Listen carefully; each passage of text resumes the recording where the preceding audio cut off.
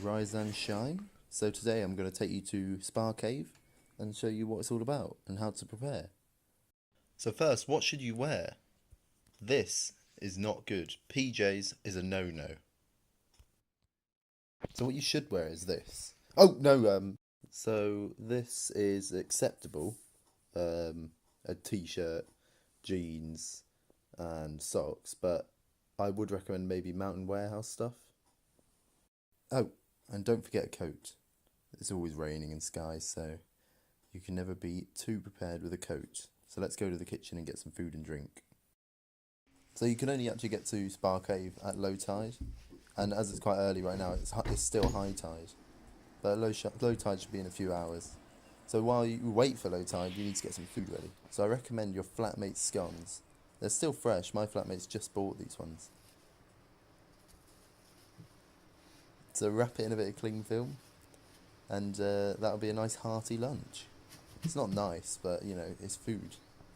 So there we go. Actually, I just remembered, my mum made a carrot cake. So screw the scone, chuck that in the bin.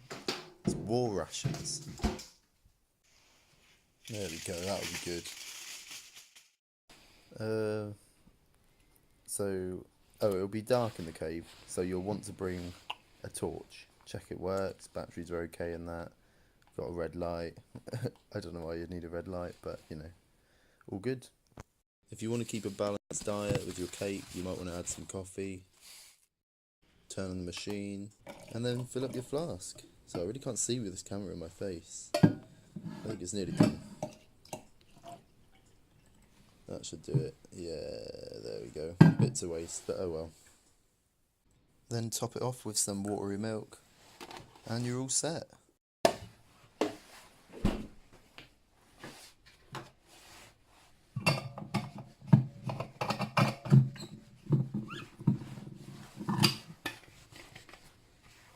So coffee, cake, and torch.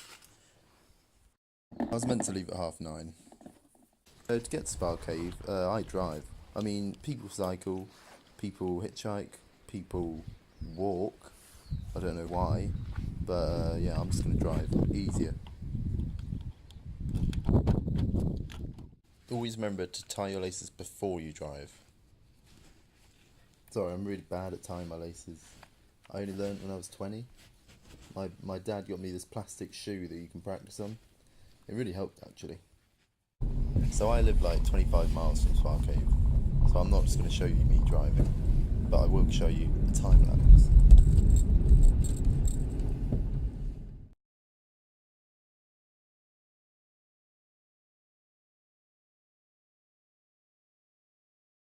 Yeah, I would love to have added music to background this time lapse, but I think that's copyright to take music and use it. I don't know. Just imagine like Speed of Sound by Coldplay was playing, or Electric Feel by MGMT. That would be good. So yeah, just imagine that. Birds go flying at the speed of sound to show you where it all began. Do do do do do do do do do. If you're too scared to actually face Spar Cave, then you can always go to Elgol, which is like a mile away from it. I mean, it's a bit crap. No, I mean that's all you get. But you know, if you're scared, do what you please. But not me. I'm going to Spar Cave. You're going to want to park before the T-junction and just after the cattle grid. As if you park before the cattle grid, you will be further away from Spar Cave, which means a longer walk. Yeah.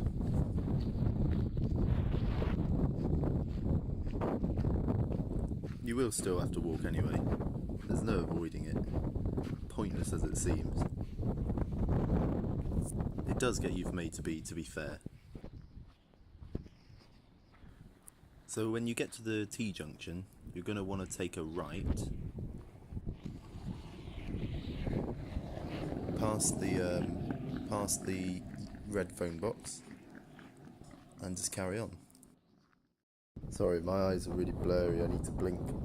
If you want to minimise walking distance as much as possible, and then do what this clever boy did, park right on the grass verge next to the field you're about to walk in.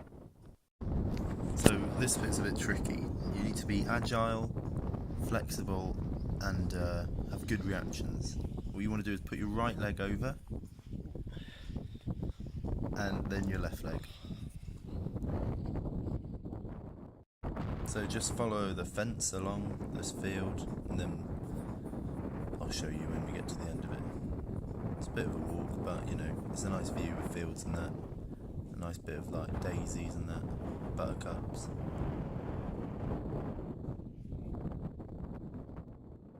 So you get to the end of the fence, and then you just follow like this slight path that's sort of a bit worn ground, and it will lead you to this. And you'll just want to follow that down along the path.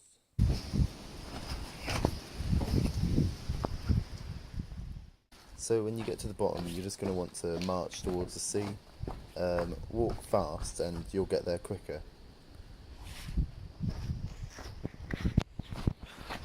If you don't want to slip, then walk on dry rocks. If you do want to slip, walk on wet rocks. So as you get further in, you'll notice a build-up of rocks. You may want to turn back, but I advise you not to because Spar Cave is just around the corner. Just think about how far you've come already.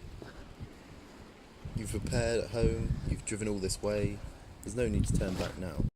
You're nearly there. Salvation. Hello!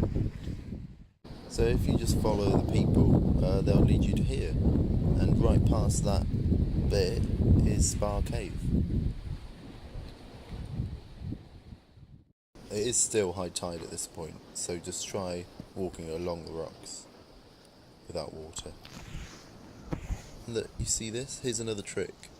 This red stuff looks like a beetroot coleslaw. It's very slippery, so try and avoid walking on that. See? My foot slipped like banana skin. So if you walk confidently, you'll probably do alright. So I've come at a crossroads. I can't get across to the next part because the rocks are all submerged in water. Those guys just walk right through it, but I'm not doing that. You see this? This is what they walk through. They must be freezing. I hope they don't get hypothermia. Well, maybe you'll teach them a lesson. So it's probably best to eat now while we wait for low tide. That looks like a good sea bench, where we can have a sea picnic.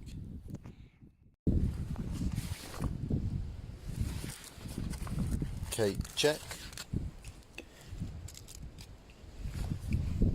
Coffee check.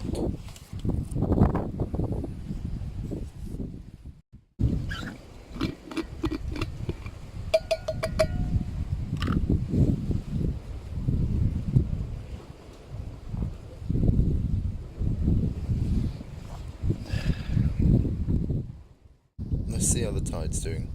Not quite.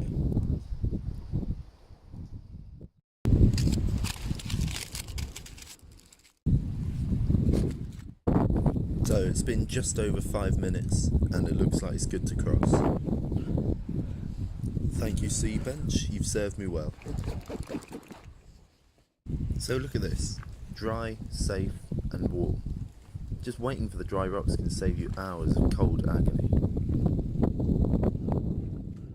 There we have it, the entrance to Spar Cave. You know, Bear Grylls actually abseiled down here with Ben Stiller, yeah, all the way down there. They landed on that white rock there. Mad. I think it's so cool that Bear Grylls is actually here. And Ben Stiller eating things like limpets and like sea cherries. So the wet rock shows how high the tide actually comes. Pretty high, that. So this part's quite self-explanatory. You just walk up to the cave. Approach slowly and be safe. Oh look, there's a person there. Is that a person? Yeah. Kidamaho! Kidamaho! Oh, he probably doesn't speak Gaelic. That's Gaelic for alright. I think they're abseiling down here. Oh yeah.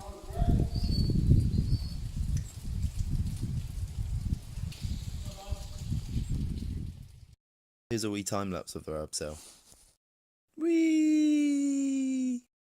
So this wall that stops people getting in, well, did stop people getting in, was built like ages ago. It was built to stop people stealing the stalactites that hang from the ceiling. Didn't work. Someone shot like a cannon from a boat and blew it up and stole it. So when you get to the entrance, you'll find that there's two actual tunnels. One on the left and one on the right. So which one should we go? I think we should go to the one on the right, yeah.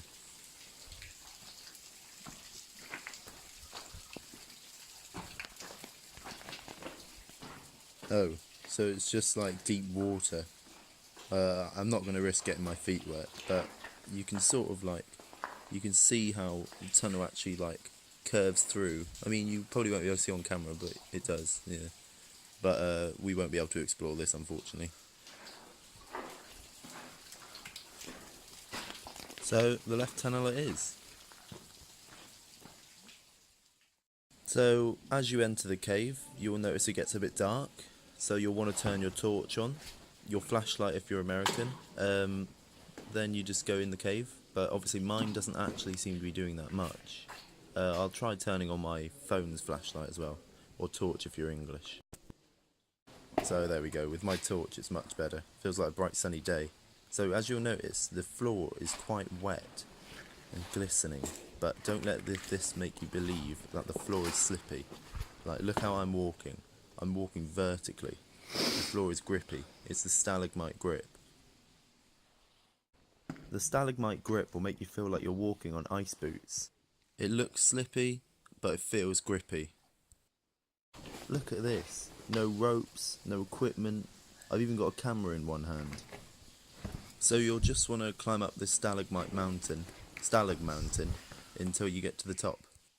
So it's actually pretty rainy in here, which is really annoying because it's actually making my shoes wet. And more people have turned up as well, so it's just ridiculous. So one, my shoes are wet. Two, there's more people here. Yeah, so I'm just gonna get out of here. It's too. I'm done with it. It's bloody harder getting down. If I was gonna do this again, I'd bring waterproof shoes. But there we go. There's the exit. So cheers.